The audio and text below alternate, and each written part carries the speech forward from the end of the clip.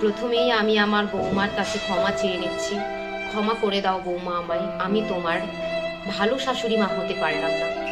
আমার বৌমা খুবই ভদ্র নিষ্ঠ একটা ভালো মেয়ে, শুধুমাত্র সেটা আমিই বুঝতে পারলাম না, বাকি সবাই বুঝে গেছে। আমি আমার বৌমা বাড়ি আসার পর থেকে অনেক অত্যাচার করেছি।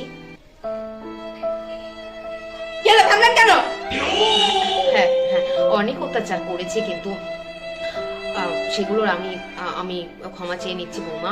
আমি আর কোনোদিনও করবো না। তুমি আমায় ক্ষমা করে দাও, এই যাত্রায় আমাকে বাঁচিয়ে দাও। তুমি খুবই লক্ষ্মী মনটা মেয়ে, তুমি খুবই ভালো একটা মেয়ে, আমার ছেলেকে বশ করে রেখেছো। কি বলে আপনি একটা মারবো?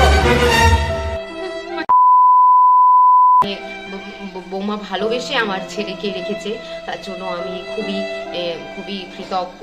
যাই হোক, আমাদের শাশুড়িদেরই সবকিছুতেই ভুল, বৌমারাই ঠিক। আমার এখন বয়স হয়েছে বড়লোক গমন করার।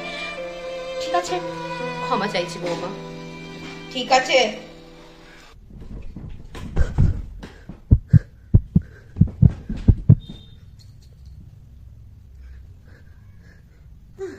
আমি স্বপ্ন দেখছি, আমি স্বপ্ন দেখছি।